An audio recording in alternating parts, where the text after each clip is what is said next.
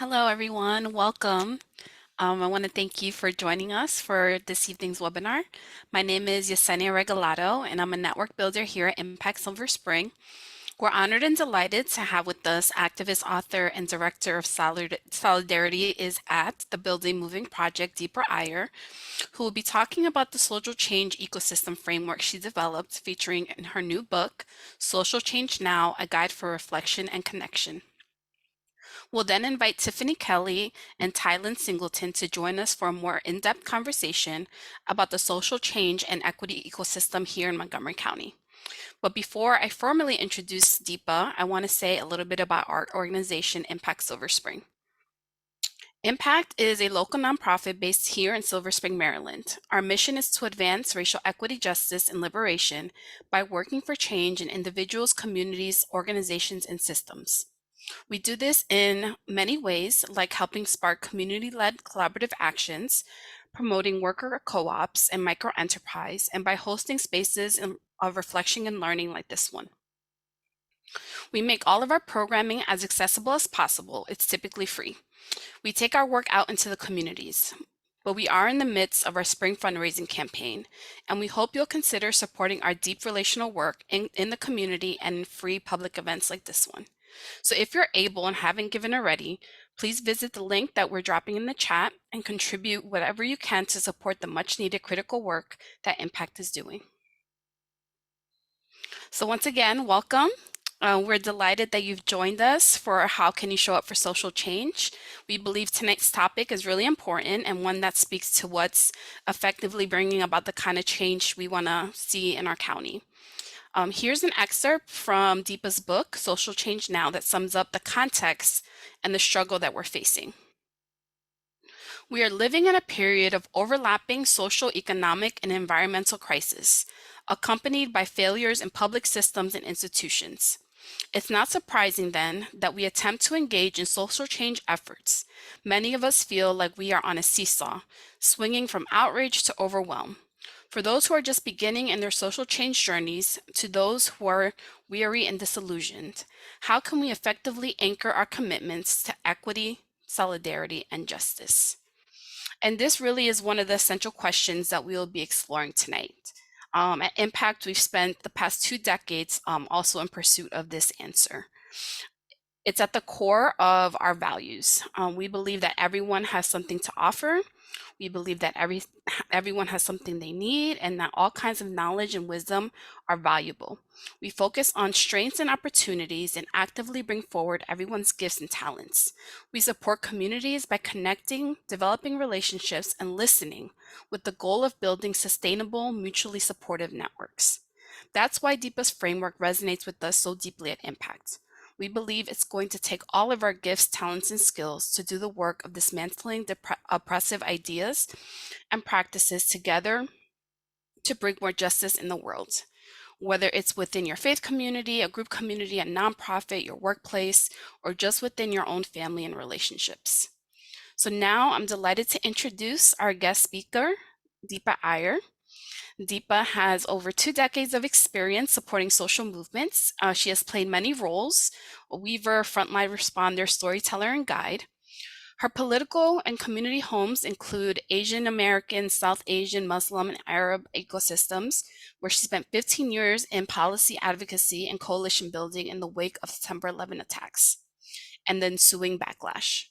Currently, Deepa is the director of Solidarity Is at the Building Movement Project, a national nonprofit organization that catalyzes social change through research, relationships, and resources.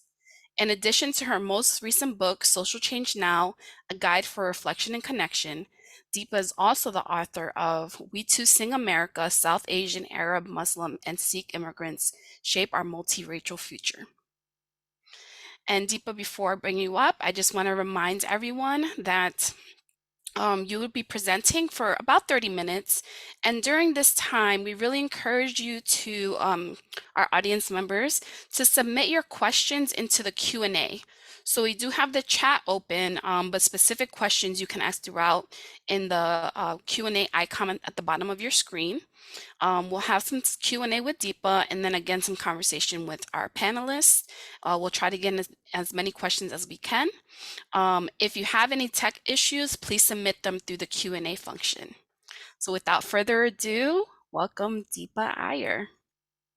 Thank you so much, Yesenia. I'm so happy to be here. I am a big fan of the Impact Silver Spring family. I wanted to just shout out Yesenia, Karen, and Lanita for all of your support in making this happen. And I'm super excited to be in conversation with Tiffany in Thailand later on. And thanks to all of you for joining on a beautiful, beautiful evening in Montgomery County.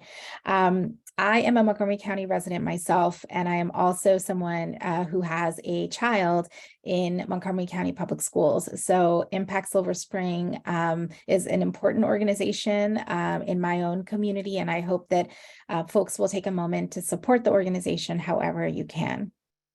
So I'm going to get started, and I'm just going to actually pull up a slide deck. Give me a moment while I make it work. Hopefully you can see it. So I'm going to give a little bit of an overview about a framework that I hope will be useful to you in the work that you do. There will also be moments of time during this presentation where I will turn it over to you for your engagement and interaction. And please feel free to do that in the chat, as well as some polls that I will be putting in front of you as well. And please have some patience with the technology because I'm experimenting with some new things this evening. I got a really great introduction by Yesenia, but I think it's so important that when we talk about social change, we talk about our points of entry into why we do the work that we do. And for me, the reasons why probably can be summarized in three ways. One is really around my own background as an immigrant who moved to the United States, to the state of Kentucky from India when I was 12 years old. And a lot of the experiences around being othered and trying to belong have really shaped a lot of how I see the world today. Another experience and set of experiences is really around the post 9/11 era and how communities that I am very close to, South Asian, Arab, Muslim, and Sikh communities in this country, have endured a really difficult backlash that has shaped me quite a bit.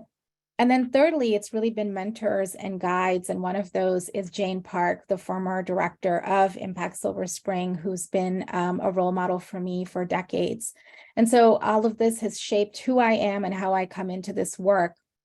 And right now I have really the privilege of working at a national nonprofit called the Building Movement Project. Please check us out, buildingmovement.org.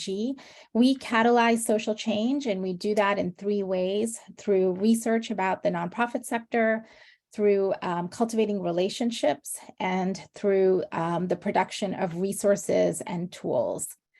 And I specifically focus on a project within BMP called Solidarity Is, which for us is a way that we think about solidarity being a through line between equity and justice.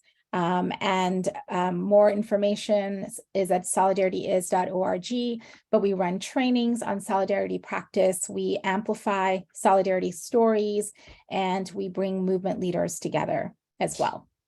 So that's just a little bit about kind of how I am entering into this space. And I also wanted to create sort of a container for our conversation today by sharing some community agreements, guidelines, and I'm not going to read through all of these. I welcome and invite you to do that.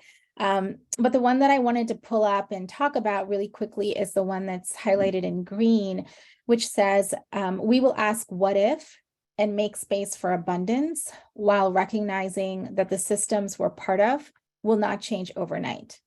And I think this is a really hard lesson oftentimes to realize when we are doing social change work. I am very impatient and want things to go quickly and change quickly, but learning that patience, the long view, building for the long term is extremely important, and doing that from a space of abundance is what I hope we can think about incorporating into the work that we do in our own communities.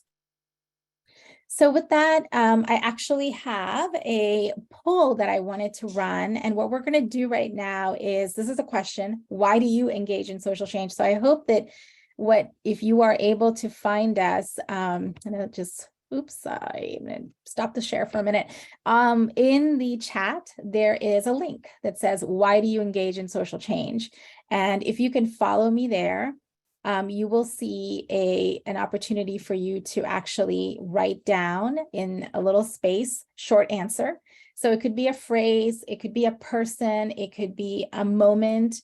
What catalyzes your involvement and commitment to social change? So I'm going to give folks 30 seconds to put in their answers really quickly.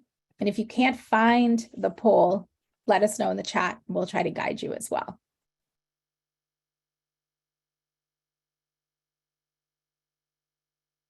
Okay, I'm seeing folks populate. I'm going to give you 30 more seconds to answer. Why do you engage in social change? Beautiful. Let me share my screen. So this is where you have to be patient with me. Okay, hopefully you can see this, but I will share some of what is being shared by you. So folks engage in social change for so many beautiful, powerful reasons. It's a moral imperative. Our liberation is tied together. The future that won't be if I don't. Powerful. We engage in social change because this work is ultimately about healing to me and my children, to honor our ancestors, and to bring us closer to the utopia my neighbors and I imagine. Beautiful. So these are just absolutely beautiful reasons, and I hope you can see this, why you all are engaging in social change, and why I think many of us feel so drawn to engaging in social change. And let me go back to my slideshow here. And the reasons that we engage are really about our values. So a lot of the words that you all used and a lot of the motivations that you talked about are really about the values that motivate and catalyze you to engage in social change in your communities. And right now, probably I would say more than ever at some level, engaging in social change is absolutely important because we are, and Yesenia read a part of my book around this, we are really living through a time of, I would say, unprecedented crises and moments that call our attention, that test our commitment to social change. We are moving through a time when we are looking at attacks on our bodies, on the earth, on our rights, on our livelihoods, and all of this is coming together. It's compounded. And in many ways, these external dynamics really affect us, and they affect how we are responding to what is happening around us. And for those of us who come from communities of color or other vulnerable and historically marginalized groups, these crises actually take on an even greater toll and impact. And at the same time, that we are dealing with social change, we're doing it in lots of different ways. When we look at those crises in the slide that I just showed you earlier, many of you are looking at those crises and tending to them. You are centering community needs. You are identifying the root causes of why these crises are happening in the first place. You're making partnerships with other organizations that are aligned with your values. And you're using a range of strategies and approaches, whether it is organizing and base building, or it's community awareness or advocacy. These are all ways in which all of you are tending to those crises that I just mentioned. At the same time that we're dealing with these external dynamics and crises and tending to them, We find that there are also a lot of internal dynamics within our places of work, within our nonprofits, within our movements that oftentimes makes us feel like we are sitting on a pressure cooker. And that's really what this image is intended to convey, that many folks who are social change agents feel like they are on a hot stove and the burners are turned all the way up. And the burners have different names to them. They could be cycles of crises that we can't sort of remove ourselves from. They could be the lack of resources, whether it's financial or people power or political and economic power. They could be trauma, both direct and vicarious, that many people are dealing with. Or they could be certain practices, whether it is sort of the focus on perfection and constant production that is in our society that leads us to compete with one another or hoard information or gatekeep. These are all external dynamics that end up showing up in our social change ecosystems, so to speak. And what does that mean, right? At the end of the day, it can mean often that we're playing a game of whack-a-mole. We are kind of dealing with one crisis and then another one comes up.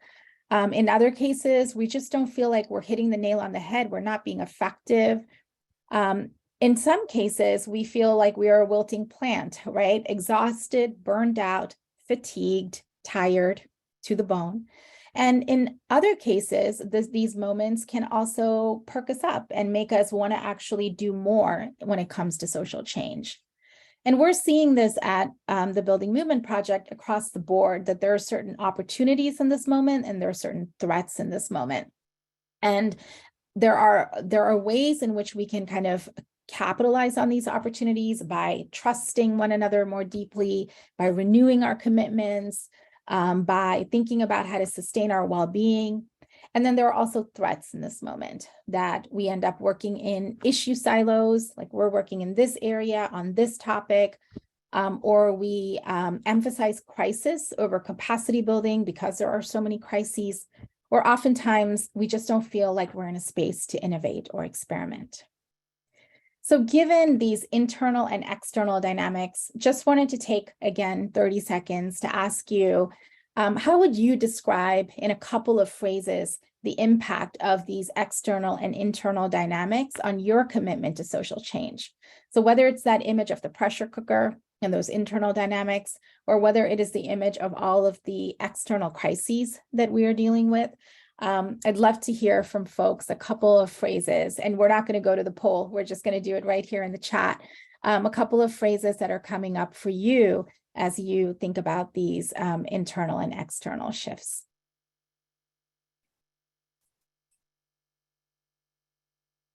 So feel free to put that into the chat.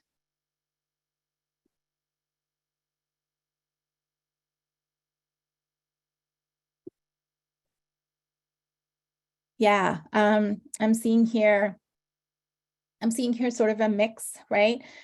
Folks are feeling stretched and overwhelmed. Folks are feeling there's a bit of guilt, deflated, unsure, secondary vicarious trauma, split into too many pieces. Yeah, that is another image that I think I am really resonating with. Unable to focus, distracted, right? Because we're going from one thing to another. Personal conflicts, absolutely. We're seeing more and more of these conflicts emerge within nonprofit spaces and movement spaces right now.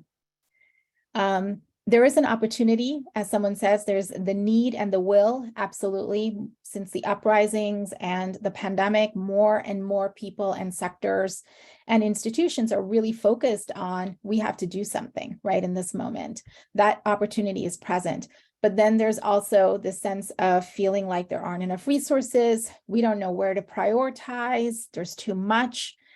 We're exhausted. We don't know how to give. I really, really want to alienated from our nation. Yeah, I kind of want to read every single one of these because they're really rich and they're also super vulnerable. So thank you for putting yourself out there like this. I think it's so important that we take time to do this sort of reflection because we are oftentimes working in urgency, as one of you says. Yeah, so how do we move through this impact, right? How do we actually assess the toll that it takes to do social change work in this time? How do we acknowledge what it means to work within our organizations, our movements, our communities, and still keep going? So obviously, I don't have the answer for you, but I do have a contribution with deep humility that I wanted to offer.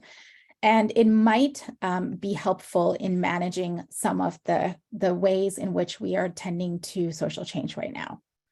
And so much of everything that is out there in the world has already been done, right? And I will say that the framework that I'm talking about is one that I lean on and stand on the shoulders of particularly women of color who have talked about the themes that you will hear in the framework that I'll be introducing. So Nikki Giovanni has said that if you don't understand yourself, you don't understand anyone else. So that theme of self-awareness and growth, right? Showing up as our best selves is something that you'll hear in this framework. Grace Lee Boggs said, in this exquisitely connected world, it's never a question of critical mass. It is always about critical connections. So again, thinking about the relationship between you and me is so important. And then finally, Bell Hooks. One of the most vital ways we sustain ourselves is by building communities of resistance, places where we know we're not alone.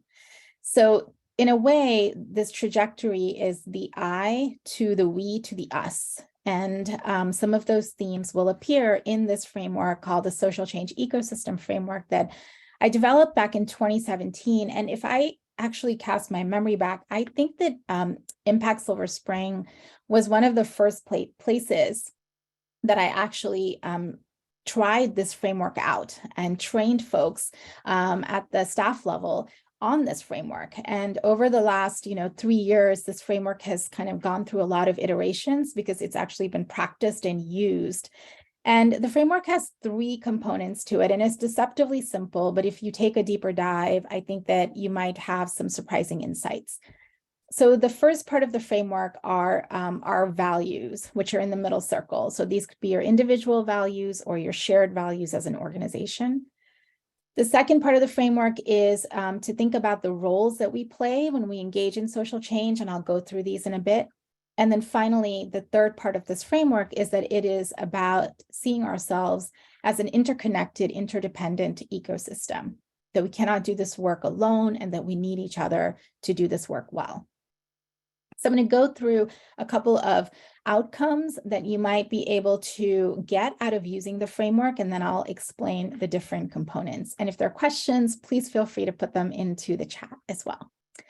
So this framework is, while it can be used to do personal awareness and personal development, it's really a tool to do systems change. And what I mean by that is that I invite folks to think about what is the role and what are the roles that I play as a person or as an institution in order to change the systems, policy, institutions, and culture around us to get to a place of greater equity and liberation. This is also a framework that is multidimensional. So you can use it as a person, say that you are a staff at an organization. You can use it to think about your particular role.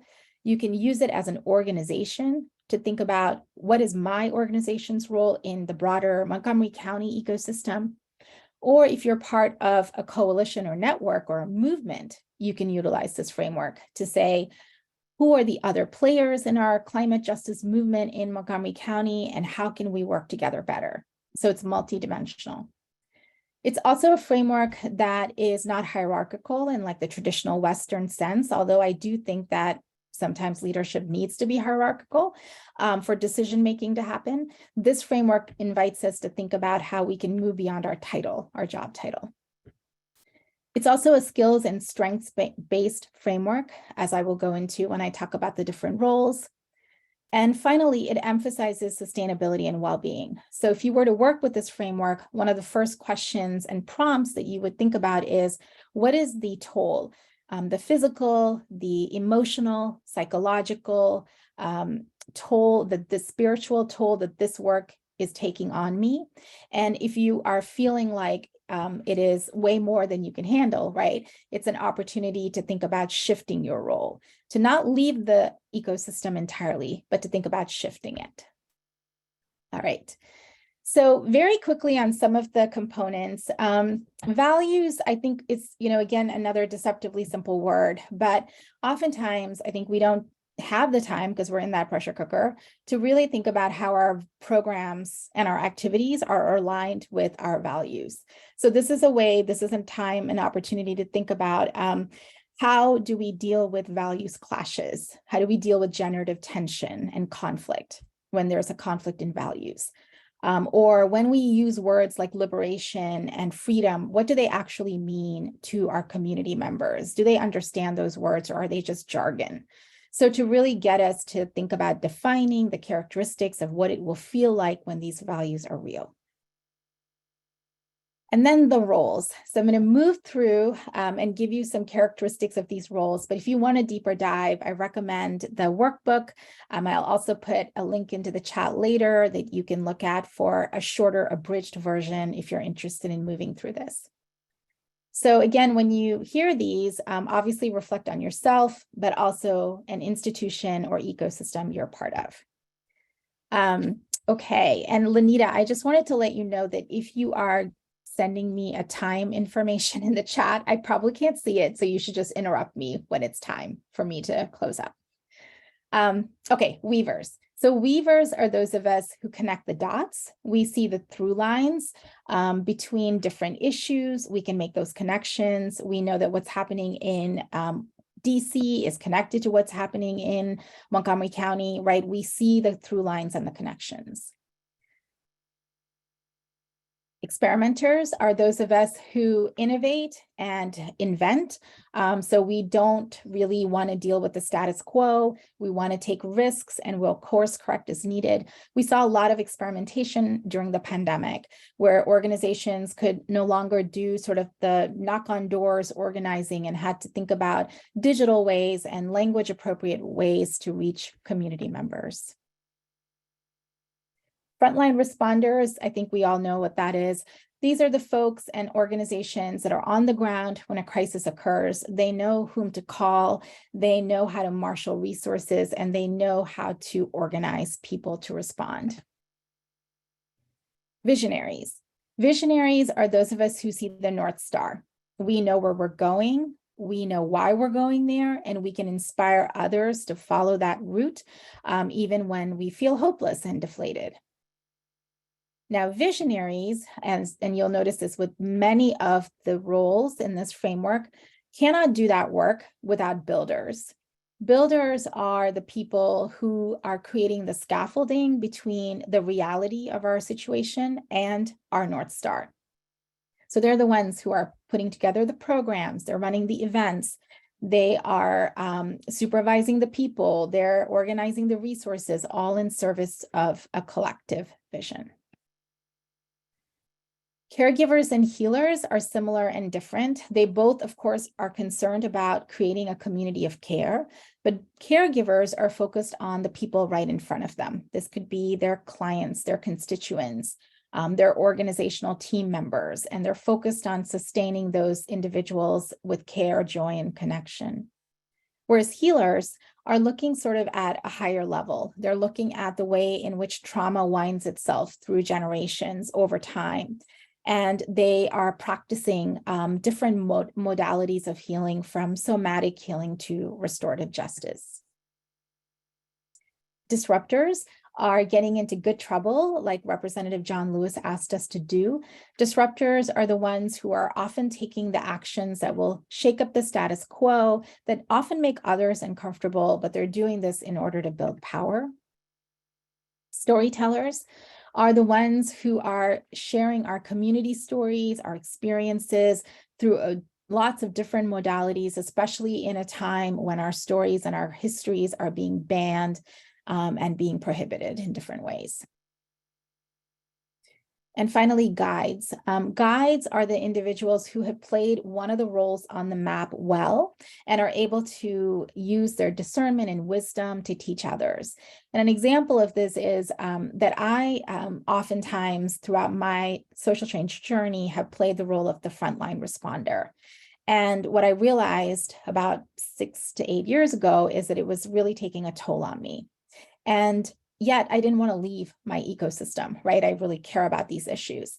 And so I now play more of the role of a guide where I actually connect with and support and mentor other frontline responders to say, this is what I did, it didn't really work, or do you want to try this? So it's a really, I think, great role for those of us who want to switch into something else, but are still really connected to the issues and communities that we have been in for generations. Okay. And so, Deepa, I just want to Yeah. let you know we have about 5 more minutes in this section. Perfect. I think that's good. Okay. So we talked about values and clarifying them. We talked about identifying roles that are aligned with our skills and strengths, either individually or as organizations. And then finally, the last part of the framework is the idea of an ecosystem. So this is really a sense of feeling more than anything else. It's where we feel like we belong, where there's some alignment around values, where we are focused on relationship building and thinking about sustaining those connections. And the interdependence, just like bodies of water, right, or other types of ways in which we see ecosystems form in nature.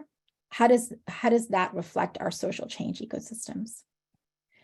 So this is a time to pause, and I'm actually gonna do something. I'm actually gonna have us take this poll first, and then we can do some Q&A if we have time for it. So you should, let me stop my share. You should again have something in your chat, a new poll that is, what is your social change role? What is the role that you most often play, right? I know you can't pick one because we play like multiple, and I get that, but what is the social change role that you most often play when you are engaging in this work that you care about? So go over there, take the poll, and then I will show us what we are learning in just a couple of seconds.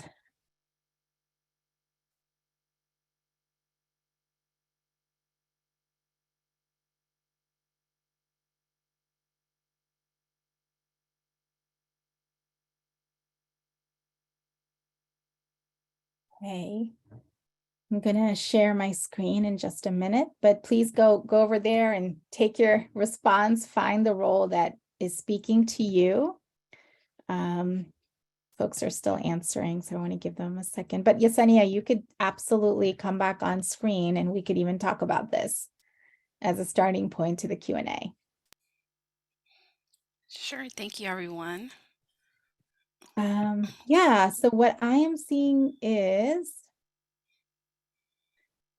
it looks like, I mean, folks are still taking it, but for really quickly, it looks like we've got primarily builders in this space, not surprising. I think all of our spaces are full of builders because we're kind of doing that work behind the scenes sometimes, followed by weavers.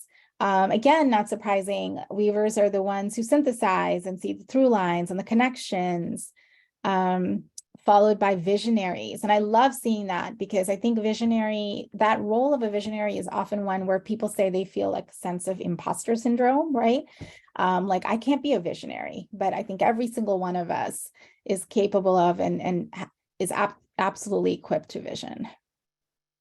And the ones I don't see a lot of on this are frontline responders, experimenters, and caregivers. And I will say that that is something that happens a lot in nonprofit spaces and social change spaces.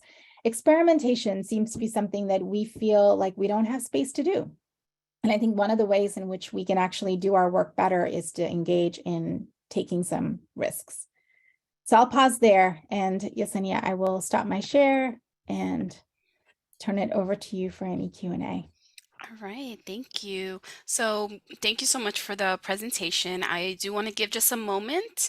If you all want to generate some questions, you can put them in the Q&A function for the panelists to see. And in the meantime, I have a few questions for my as I was listening to you, Deepa. The first one just really stood out to me in terms of all the emotions that were coming up when you asked the question about like what people are challenged with. And so my question to you is, and then now that you see the different roles that are in this space, what type of wisdom or advice would you offer our audience? Since many of the themes were in this space of feeling depleted and a little hopeless and really stretched thin. Is there anything that you'd like to offer that maybe speaks across the roles?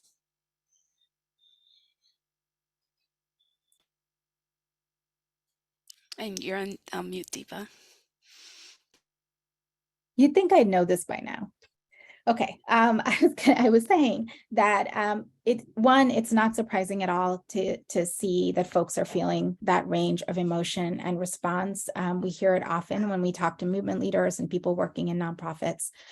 I think a way that the roles can be helpful is to actually really acknowledge how many roles you're carrying at a time, and recognizing whether, if you map yourself out and you're playing like 7 to 8 of those 10 roles, it's probably or should be like a yellow signal to think about stepping back somewhere and leaning on others in your ecosystem to play those roles. Secondly, it's really about understanding that our roles should change with context. So we don't want to be playing the same role throughout our entire journey. We want to be able to switch, challenge ourselves, and be of service to different contexts and moments. So that's a way to build in sustainability. And then finally, I think it's about identifying what type of, all of these roles will have an impact on us that's difficult and hard, but it's really also thinking about who else is in the ecosystem. So I often say, who are your caregivers? And for caregivers, who are your caregivers, right? So really creating an ecosystem of well-being by identifying others that can support us. So I hope that helps. Yeah, no, thank you. It was excellent. And I really appreciate you saying that it's contextual and it can shift. Because, and I have it here in front of me, but in the workbook, there's actually questions that kind of go along with like each role, for you to really like assess, right? Like where you are. And so it's nice to know that I'm not like just limited, right, to this one role, and it can change. And so thank you for that great wisdom. We have a question. Can you speak to how nonprofits can be best within movements? Sure. Yeah. And I think that, when I talk about movements, right, a movement is when you've got people, nonprofits, and coalitions all coalescing around a shared set of goals. So nonprofits are critical components of a movement. So for example, Impact Silver Spring is an important nonprofit within the broader movement in Montgomery County for justice and equity. And nonprofits can best be positioned within a movement when they actually understand and show up in a way that reflects their role.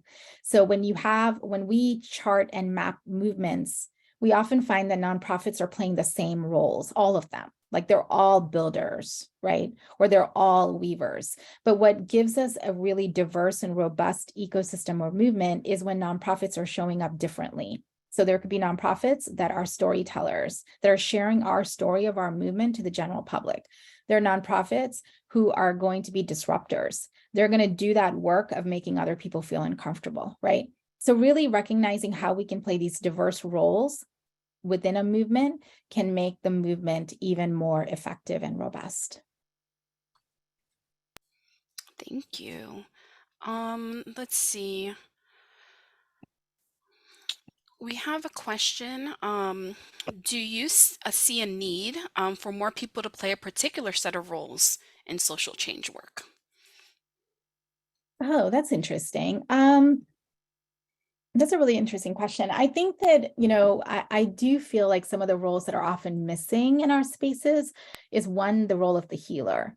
that is, I think, an important one that we need to kind of think about bringing into our spaces. And what I mean by that is that we often bring healers in when there's a conflict, right? We don't, we have organizations that don't connect with each other, or we have people in an organization or a coalition that are having conflict. And then we're like, what about the restorative justice healer, right? So what would happen if we actually cultivate healing practices early on as we are beginning the campaign, as we are pulling together the coalition? So that is one role that I think is often missing. Another one that I think we often don't include is actually the role of the storyteller. And what I mean by that is that when we talk about our issues and when we talk about our organizations, we're really oftentimes using language that is inaccessible, that is jargony, and that doesn't make any sense to like normal people. And as we all know, it's really stories that connect with people, right? So how do we actually tell a story, whether it's through data or research or through anecdotes about what we're doing that bring more and more people into our organizational movements and spaces? So those are a couple of roles that I think we could actually lean into if we can. Thank you. So a follow-up to that is, would you happen to have any nonprofits off the top of your head that play any of these roles? I know you mentioned Impact as one. So that was a question. Somebody was just wondering, is there any work that's exciting or energizing? And then I have two more questions. I mean, I think we'll maybe get into that in the Q&A, because I know we're talking to folks that have been using this framework, et cetera. But yeah, there's so many nonprofits playing these interesting roles. I think that if you look at the movement for Black Lives and many of the organizations within the movement, you see organizations that are playing the role of the disruptor, right? You see organizations that are visionary in terms of saying this is why Black liberation is kind of the cornerstone of solidarity, right? So I absolutely see organizations play these different roles, even if they wouldn't necessarily call themselves visionaries or disruptors or weavers. Thank you. So we do have time for two more questions that we've already identified. However, I would like the audience to know we do have our two panelists who are going to speak, and then we also have another more discussion kind of Q&A. So you can keep the questions going throughout. So don't feel like you have to stop your questions. But the last two questions, someone said, you spoke about defining values. How do you deal with conflicts around values, or how are they defined in the ecosystem, especially between different organizations working together? Yeah, so I think that's one of the things I'm not going to be able to answer in 2 minutes. But you know, a lot of times, like I said, we all talk, and I do this too. We talk about values and we name these words and concepts, but we don't necessarily define the characteristics of what it feels like when those values are actually in place. And so challenging ourselves to do that, right? Number two is to anticipate that we're going to clash and have conflicts in values. This shows up in lots of ways where, for example, an organization's internal practices don't reflect what it says on its website externally. Very common, right? Or you've got two different organizations within a coalition that have conflict around strategy and tactic, which might be because they have a conflict around values. So the only ways that we can kind of deal with those is, one, to actually set in place from the start some community agreements on how are we going to deal with the inevitable conflict, right? We're not going to walk away. We're going to try to figure it out. How do we do that? Number two, bringing in people like healers, like weavers, who can set the container for these conversations so that when conflict arises, it isn't one of those things where we're like, we're done, right? Or we decide that nothing's going to work out, or we burn it all down. So I think it's about anticipating and preparing and doing that at the front end rather than in the middle or at the back end. But it's like, honestly, like a 2-hour workshop, I think. Yes, quite literally. We just finished the Weaver Learning Lab on generative conflict. There you go. Yes. And it was 4 sessions, 5 sessions, I think. So I'm with you in that some of these explorations can't be easily answered, but really appreciate how you answered that, Deepa. And so the last question is, are there any suggestions for how to invite people towards sustainable and pleasurable work? there seems to be this glorified, sacrificial, got to be productive until I die that's quite entrenched in Yep. activism culture. So, any tips to bring people forward who maybe are not used to seeing things this way? Yeah, I love that question. Thank you. It's one of the reasons I think I even started going down this path of thinking about this framework, because I experienced that myself as an executive director for 10 years of like a very under-resourced organization in the midst of a conflict and crisis in this country. And I think that there is something about martyrdom and sacrifice and grind culture that is infused within the culture of the work that we do, right? And I write about this a little bit in the book as well. I think that there are ways to deal with this, and maybe this framework can be useful because it allows us to think about, if we are doing this, going to be productive until I die, this glorified sacrifice. If you sense that that is happening to you, it is an opportunity to stop, right? And to say, you know what, I'm going to pivot. I don't have to leave the work. I'm just going to pivot to doing something else that is actually not going to put me in that position or that state. So that's where the self-awareness that I mentioned earlier can help us in making different choices. So that's one. A second is to actually check in with the guides in your ecosystem. So all of us have guides, these mentors, right? And to ask them to hold us in check, to ask them to ask us, to tell them, I want you to ask me the hard questions, not the easy ones, right? So these are different ways that we can actually take the pause and not give in to this culture of martyrdom and self-sacrifice that infuses so many of our movement spaces. Wow, that's really great. And that's definitely one of the values here at Impact is we're humans first and like really leaning into that. So again, thank you so much for the Q&A. So Deepa, I'm still going to ask you questions when we have our panelist discussion, but I would like to bring our panelists up. And again, remind the audience that we do have our team kind of putting together the questions. So even if we didn't answer your specific questions, we're trying to see kind of what overlaps in themes. Um, so keep the questions coming. And with that, I'd like to bring in our panelists, Tiffany Kelly and Tylen Singleton. And I'm going to introduce them, but just let the audience know. Again, use the Q&A icon at the bottom of your screen. And would like to introduce you to Tiffany first. Tiffany Kelly facilitates future-focused thinking to drive conversations that foster collaboration, community, and co-creation of equitable spaces and outcomes.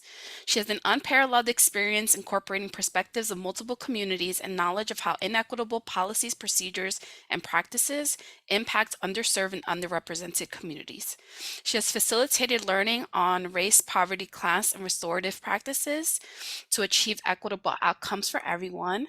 And also just want to give you a shout out. You had a graduation earlier, so congratulations on your child's you said eighth grade? Yeah, eighth grade. So congratulations on that. And Thank you, then Yesenia. Tylen Singleton is a program manager for the Collaboration Council's Out of School Time program. Prior to coming to the Collaboration Council, Tylen was a middle school math teacher in Washington, D.C. And as a proud first-generation college student, Tylen's personal story drives his passion for youth advocacy and improving outcomes and opportunities for youth and underrepresented communities. So welcome. Thank you guys for being with us this evening. We do have prepared questions, and then we're going to kind of open it up and have more of a discussion incorporating our audience's questions. So I'm actually going to start off with Tiffany. In what roles do you show up using the ecosystem, and what insights are coming up for you as you're thinking about our broader ecosystem?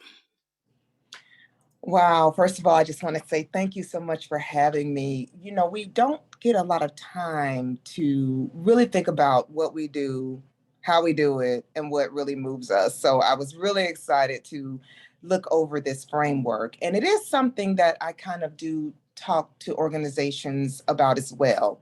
I think it's essential that we know ourselves because if we don't, we're all over the place. I was like that for many years. I was doing this and that, and I was burned out a lot more frequently than I am now because while I was interested in a lot of different things, I really didn't know my role.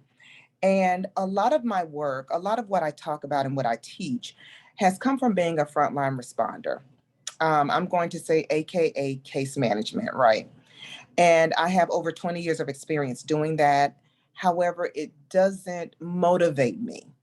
It is, however, the basis by which I do a lot of my work. So without doing case management, I wouldn't be able to know some of the gaps that we are seeing in our services, what's happening to people. And I think that's a piece that's missing when we talk about change, is just really hearing the stories and understanding how to process those stories.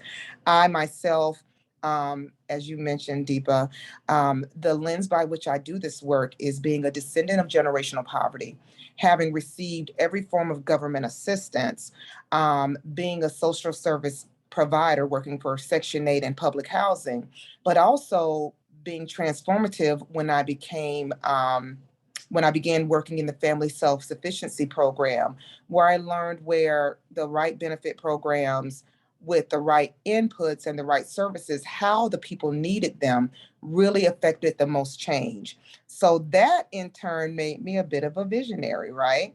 And what I found is that working with certain populations, they oftentimes cannot see the vision for themselves. When they try to do something differently, no matter how good it'll be for their situation, for their future, they can become overwhelmed. So it becomes easier to live in the tyranny of the moment in struggle versus trying to disrupt what's going on over and over and over again. So I have to become the person that sees the vision for them, painting it for them every single day if I have to, until they can see themselves. I also see a vision in our society of ending poverty and struggle permanently. It's not easy to see that because we think it costs more money. If we look at the long game, if we can look down that long country road and realize if we put the money on the front end and really make sure that maybe the adults that are currently in struggle may not completely leave struggle, but their children will, we can begin to dial back assistance programs if we look at the future, if not for the adults, because I think in some cases we truly can, but if we can stabilize their children and our grandchildren, we can then begin to reduce reliance on long-term government assistance and safety net programs. Now, that's just a vision. And with that, you must be a disruptor, which I think is really what I do really well. I do believe in shaking up the status quo. I have a reputation in some circles that is appreciated, but for the people that I push back on, I'm not seen so favorably because I think they take it personally. I think they think I'm saying that they're not doing their job well. But in time, if they stick with me, they'll realize I'm really more of an asset and an ally if they really want to make the transformation. And I do get a lot of criticism and pushback because I don't always follow the rules of engagement, particularly as a Black woman who has had to benefit from programs. And I'm checking you about how you do your stuff, and I'm a recipient of the program. So it's super tough to be a disruptor, but it's what I was built for. And I hope I didn't go on for too long. No, you certainly did not. One, I think you modeled excellently the self-awareness that this kind of framework invites us all into. So even with what you just said, right, like being aware of like not only how you show up, but how you may be perceived. And then I also really appreciated you giving the example of even how your role has shifted in different contexts. So thank you so much for that. We're now going to shift to see the ecosystem in a more organizational context. And then, we'll circle back to everyone. So thank you, Tiffany. So now the next question is for Tylin. All right. I'd like to hear from you. The Montgomery County Collaboration Council and you are using this framework in different aspects of your work. Can you share more? And how would you recommend that organizations use the framework? Nice. Everyone can hear me, right? Yes. Good evening. Thank you, Impact and Yesenia, for having me. Deepa, as I told you, when we first got this training on your social change framework, I was so excited. I was like, wow, this is perfect. And this goes into the answer to your question, Yesenia, at Collaboration Council. So a lot of folks may not know, but we, Montgomery County Collaboration Council, serve as the local management board for Montgomery County. And so we really serve as that catalyst for public and private agencies to collaborate and to work together. And so we're currently undergoing a strategic planning. And for many of us, we are, including myself, we're pretty new to the organization.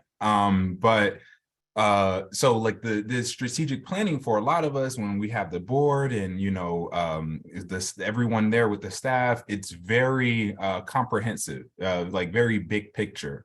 And this was actually one of my first strategic planning experiencing one of my first strategic plannings in a nonprofit, actually. And so very high level, if you will.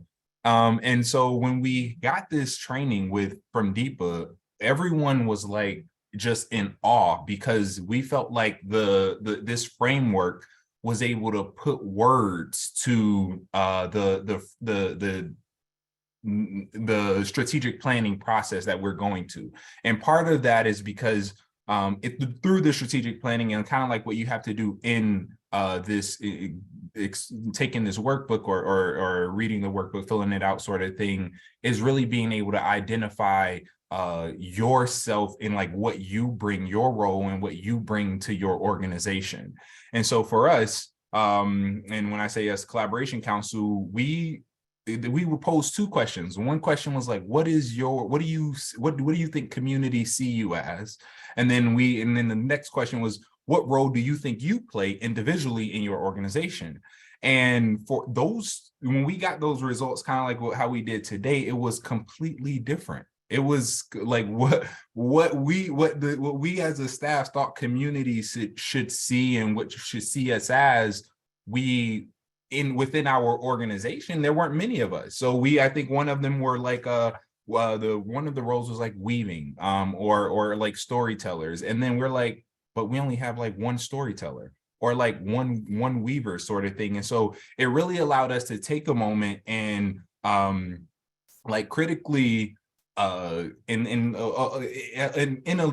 conjunction with the strategic planning, like really allow us to identify what are our core values. What are our core values as an organization? I think because we have this rich history of collaborating with so many different agencies and partners, both public and private, we found ourselves kind of everywhere, working with everyone, doing some of, playing every role. And I think now is a great time, and that's what we've been doing as an organization, to really hone in on who are we and what are our roles, and can we identify maybe 2 or 3 roles that we can really play. And then I help identify how there's an ecosystem of, and we'll get into this a little bit later too, there's a great ecosystem that exists within Montgomery County in terms of resources and support. Whether or not we have created a coordinated system so the folks who need it the most can really benefit from them is still to be answered. I think most of us know the answer to that. But this framework has really allowed us, at the Collaboration Council, to really identify what are our core values and how can we go about how can I say it? How can we go about being like more intentional with the role that we want to play within our community? And so that leads me like to the second point, how other nonprofits and different organizations can use it. I think one of the things is like we're still learning, kind of figuring out how we could use it. But as I told the team prior, I think if nothing else, you can really take a deeper dive into, and no matter where you are in your social change journey, you could really take a deep dive, or you could take a reset, or, and identify what are your values, what do you bring to the table, whether despite any organization sort of thing, and being able to hone in on that And then if you do that from organizational level, then I guess as an organization, it really provides clarity and around what it is that you all do and the role that you plan to take in the community, and creates for like a wealth of intentionality, if you will, in terms of the work that we do. And I think that is very important. And so I'll stop there. No, thank you so much, Tylen. And a metaphor that I thought of as you were speaking was this idea of mirrors and windows, and how you guys really use the framework as a mirror to yourselves, right? To ask that question of like, who are we really, right? And are we living into that? But also that window to see, right? And what does our community need, and how are we showing up for that?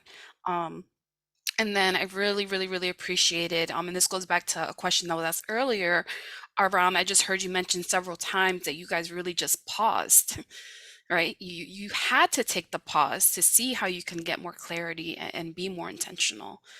So I really appreciate you sharing. Deepa, do you have any thoughts you want to share before I move on to the next question?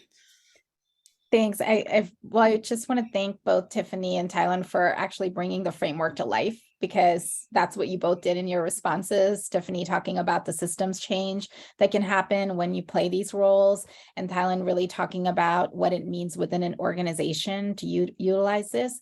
I would just say that it could be helpful within an organization, for example, right when you're launching a new campaign or a new program, to pause and say, okay, when we are running this program, what are the roles that we're seeking to play as an organization? And do the staff that are staffing the program, can they play those roles, and do they want to play those roles? Because if you don't have staff who want to play those roles, your organization can't really play it, right? Because our organizations are our people. And so those are just two additional things I would add. Yeah, thank you for that. Again, human-centered, right? So for the last question, and this is going to be for all of us, or for the three of you. I'd like to really hone in on Montgomery County, and Tylen, you alluded to this, but really bringing it home to what is that ecosystem here in Montgomery County. So I'd like to get your thoughts on the following question. When you think about the broader Montgomery County equity ecosystem, what are its assets and strengths, and what could be improved? And I have no particular order. Oh, okay, I don't mind jumping in.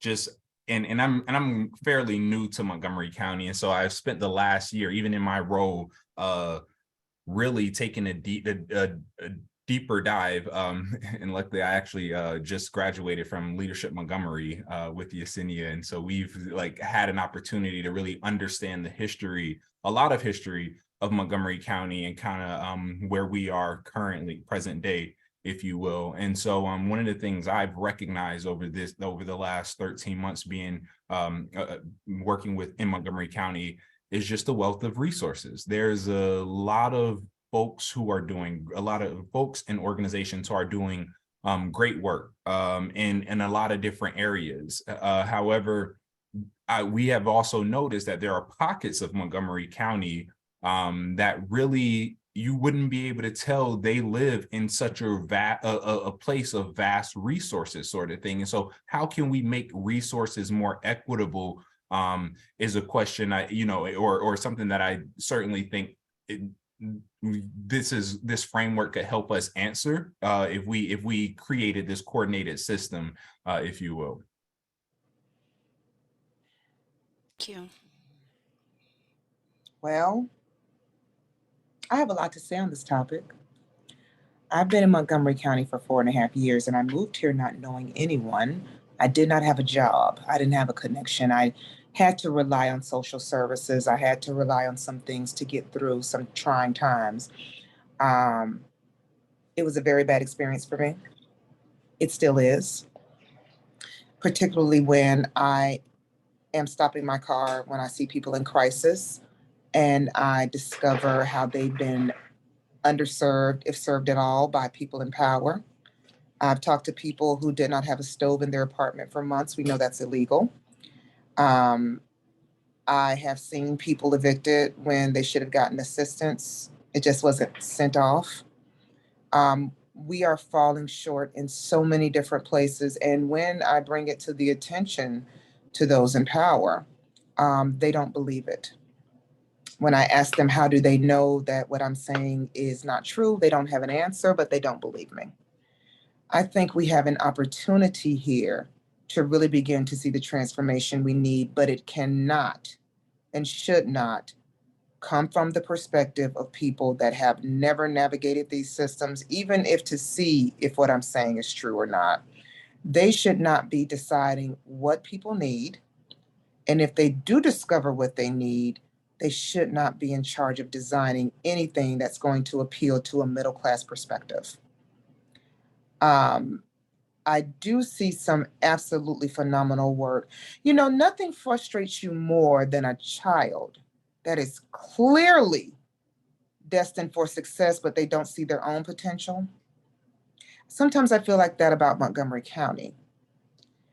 And when we talk about equity, I think it's nice, but when you don't have a framework for discovering what you believe and how you think it should be implemented, we're never going to be on the same page. So we're all working on equity, but if we're working on equity in the way that we perceive it to be and not what the organization says it is, we're not going to get anywhere fast. So I'm struggling with how we do things in Montgomery County. I'm struggling with what I see. I'm struggling with us spending more and more money building the same programs only to have children end up living in the same struggle that their parents did because we're not putting our money and our time in the right place and space and in the way that people need it. It is not going to look like middle class stuff. When you talk to people and struggle about their credit, a lot of times we only have those conversations when it comes to buying a house or buying a car. But when I have the conversation, I ask, have you ever moved into a house and not had to pay a utility deposit for your lights or for your water? And most times the answer is no. And that's how I build the case for good credit. I speak that language. I know how to get that through. And until we recognize where we're failing and where we're falling short and how much money we're going to spend if we don't do this differently, equity is never going to happen. Economic equity is never going to happen. Until we realize why our free and reduced meal students are not doing well in our schools, I don't care what race they are, and really develop a plan outside of middle class stuff, ACT prep, SAT prep, we're not going to make any real advances. So my struggle is there. I had a meeting yesterday with Congressman Trone's office, and I said, what can we do on the state level to advocate on the federal level? And the response was clear. He said, you build the model.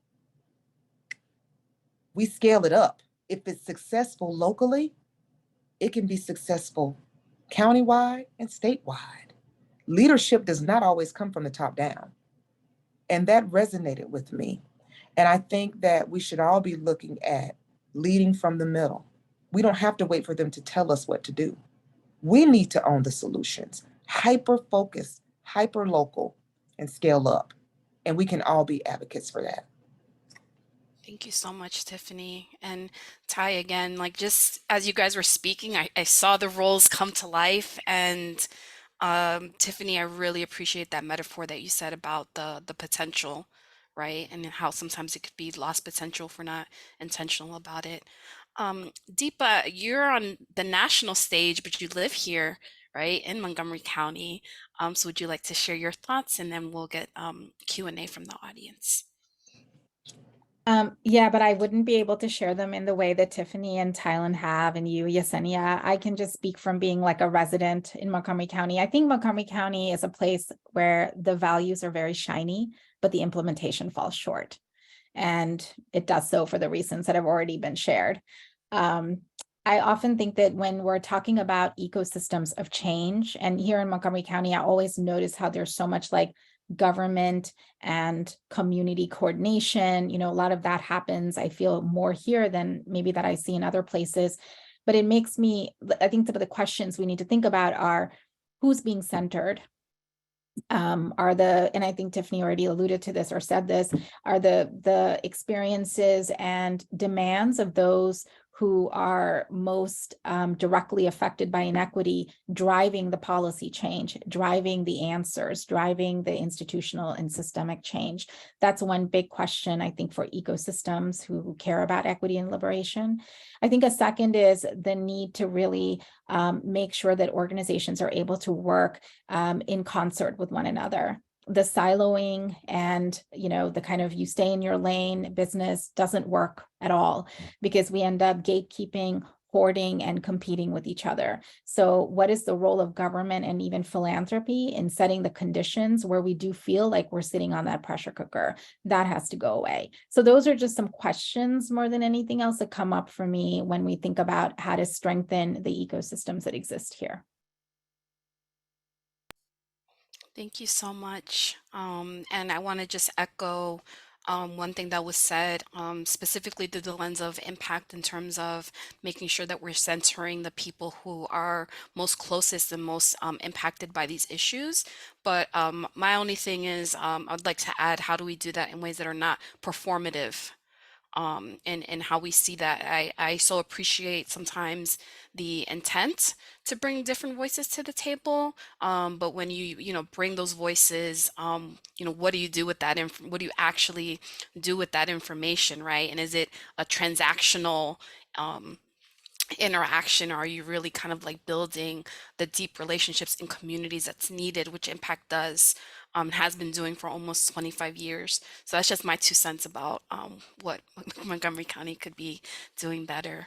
But thank you guys so much. We have some time for Q&A. Also, you can put comments in the chat if you just want to let our panelists know any appreciations. Definitely have 2 questions that have come up, and we'll kind of just do this in terms of which one of us kind of feels called to maybe answer one of the questions. Let's see, we have about 10 minutes. Let's see. One question says, Tiffany, if you don't mind, this one's for you, but I think it could be applied to all the panelists. How do you see quote unquote allies showing up if they're coming from a middle class place? Can you say that question again? Yes. How do you see quote unquote allies showing up if they're coming from a middle class place? Oh, wow. So I'm going to say this. I'm an ally to many folks. And I want to say, and I hope I'm answering this question correctly. I just assisted a lot of families within the community that had lost everything in the Potomac Oaks explosion. And one of those families was Native Chinese speaking. I don't understand the culture. I just don't know. And I wasn't going to try to figure it out. I knew instantly, I don't know. So let me see what I can do to be sure I don't misstep and that I fully understand what's going on. And I'd met an acquaintance who happened to be Native Chinese speaking from China, who helped me navigate it because I didn't know what I didn't know. You can do so much harm when you just don't get it. And I think that when we're coming from a place of wanting to help and serve, just to be sure that we're doing so with dignity, making sure that I'm not giving you pork chops, not knowing your culture doesn't eat pork, and then thinking you should be thankful for what I give because you need something. You know, that's toxic charity. I think that we need to just ascertain where we are in this alliance with people as we ally with them, sometimes for them, but mostly with them. Just recognizing where we ourselves may have a lack of understanding and knowledge about them, their culture, their situation, and just being open as much as possible, if that makes any sense. I hope I answered the question. And if I didn't, please put more in and I can answer in that context. Yeah, no, thank you. And I actually just want to open it up to Deepa and Thailand. Do you guys have any thoughts or experiences around this concept of allies, or in some spaces, calling it co-conspirators? Sure. Gosh, this is another 3 hour kind of thing. But I think that a couple of things that I often keep in mind, we run a project on solidarity at the Building Movement Project. And a couple of the things that we often say is that solidarity, first of all, is an action. It's a verb. It's something that you do over and over again. And it has to be done in a way that is, as Tiffany pointed out so well, understanding of context and conditions. I think that a lot of times we assume that we're all on the same page. I think that's what, when we think about multiracial solidarity or movement solidarity, we're like, oh, well, we're all on the same page and we get it. But I think it's important that we take the time to identify what the connections and commonalities are and do so without flattening or rendering equal different people's experiences, histories of oppression and resilience, because they're not the same. And I think Tiffany's example is really clear on that. So again, it's one of those activities. Solidarity is an activity and an action that has to take time. It has to make us look internally. And it's something that we have to be consistent around in order for it to be, as you said earlier, Yesenia, in a different context, not transactional, right? Like I'll show up for your rally if you sign my letter, but actually more transformative so that it changes ourselves as well as the communities around us. Thanks. I want to add one more comment. I think framing help around what we need versus what they need could be helpful. Meaning, there might be a tangible need of the person that you're allying with, but without the tangible need being met, our community doesn't flourish. So we need families to have what they need to live. We need everyone to have enough food. So framing it as what we need versus what they need, I think would be helpful before we start to act. Thanks. The next question, I'm gonna maybe combine two questions, so just bear with me. So there's a question, and this one's to Thailand first, but I think all the panelists can answer in terms of how has the framework changed how you talk internally about your roles and externally, right? So like to your colleagues, supervisors, the broader community. But in thinking of communication, and this is where the other question comes in, how do you address when people think they genuinely like believe in what they're doing, but miss the mark because of other factors such as scarcity, deeply embedded privilege, and white fragility? Well, Yesenia, I'll go ahead and jump in since it was directed to me. I'll tackle that last question first and then go to the first one. Me personally, and this is probably why I can't identify it as a disruptor. I like to call that founder or leader out. And I think Deepa and I had a lot of conversation about, just the being in that role of a disruptor and just how Black and typically Black and people of color are always subject to that role, and how it makes us we appear as the aggressor, if you will. And I love to think of disrupt, and when we think of the word disruptor, I love to think of it as like not necessarily like disruption in terms of like breaking something down, but almost like how do we go about mantling what is it that we have to build up, and that's how I like to look at it. And so I mean, in those cases, and in my experience, to that person who asked that question, I've been able to find ways to be able to call that person out, because I think, like Tiffany said, when you don't know, you don't know in some cases. And so sometimes it's helpful to have conversations with people and help them recognize, hey, I totally understood your intent, but the impact was completely missed. And that's important to communicate. As for us at the Collaboration Council, and whether and how, if we've used the framework, and or has it changed how we converse internally? Internally, I would say I think it's up to the individual, and I think that's what I love about the social change framework, because the way our approach and how we go about social change for all of us are different, in the roles that we play in. And I think it depends on the space in which we show up. That also determines what role you plan on playing in that day. And so I do think it gives name to what it is that you want to do. And so internally, absolutely, I think it helps. Externally, because we're using this for our strategic planning that we're doing internally, I think as we roll out the strategic plan with the community, we'll begin to use that language in those roles a little bit more. You may even see them on our website, because I know that is something our ED was like very excited about. But we also have to tread that line of like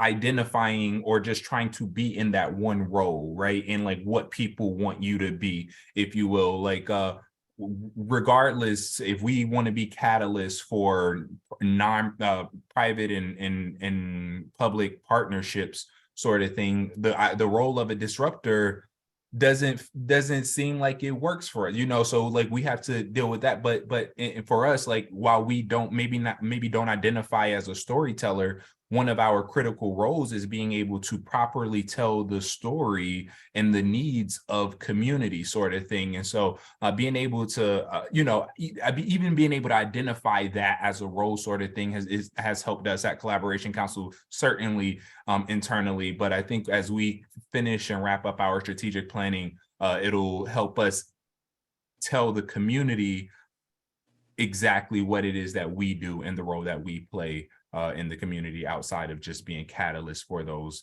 private and nonprofit partnerships. Thank you so much.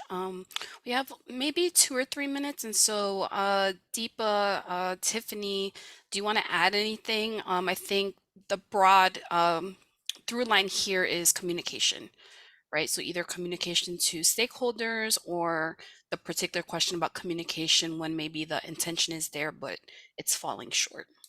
Do you have any thoughts or perspectives you'd like to offer as we close Well, out?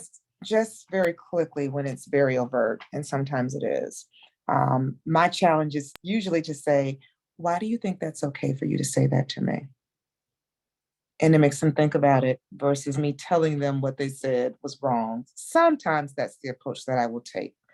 And it kind of makes them think about what they said, because sometimes we say things mindlessly, and we do have to give grace.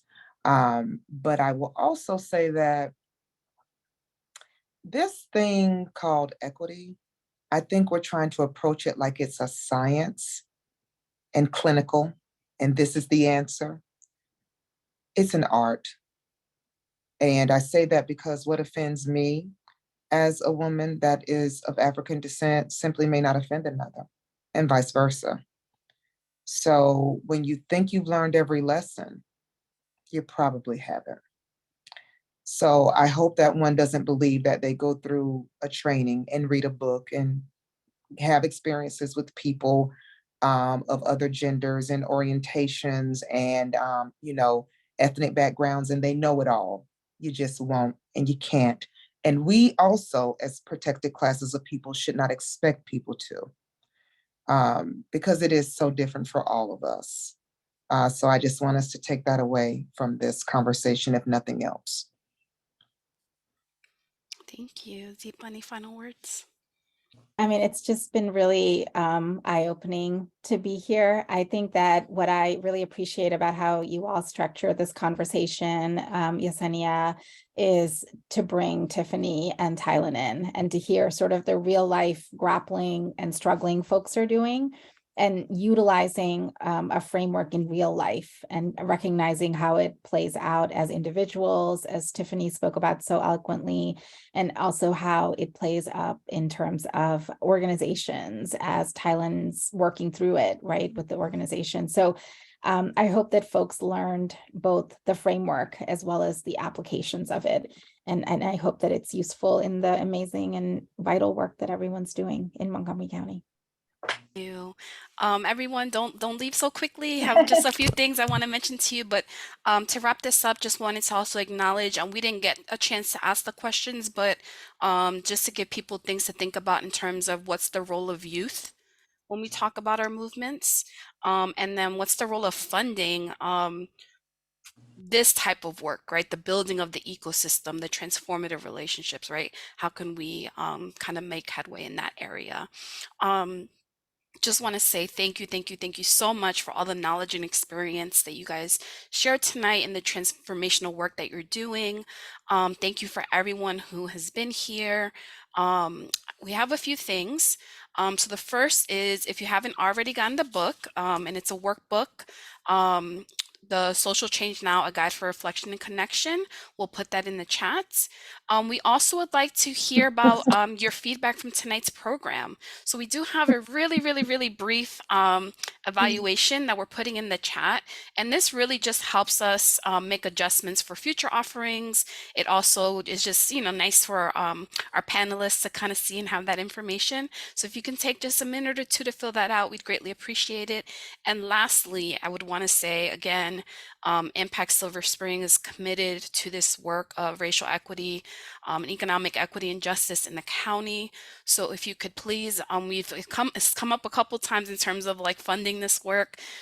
We are asking the community to come together and fund this work so we can have more spaces like this, and even potentially offer more reflection spaces to go deeper in the work, depending on the feedback that you all give us. So again, you can donate for our spring campaign that is happening now. And I also will say, in terms of centering the voices that most need to be centered, Impact is also majority people of color working the organization, right? And so that's like another reason I think that our work is so unique in our county, is because we really not just center the voices, but we are the voices, right? And so we just tremendously appreciate all the support that many of you sustain our work. And then for anyone new to our ecosystem and network, you can learn about us on our website and social media. So with that, again, we are going to close out. My name is Yesenia Regalado. You can also, I don't know if, can somebody put my contact information in the chat just in case if anybody has questions about Impact, you can reach out to me. And we hope you have a wonderful evening and that you're able to take something from tonight and apply it to making Montgomery County a better place for everyone. Thank you.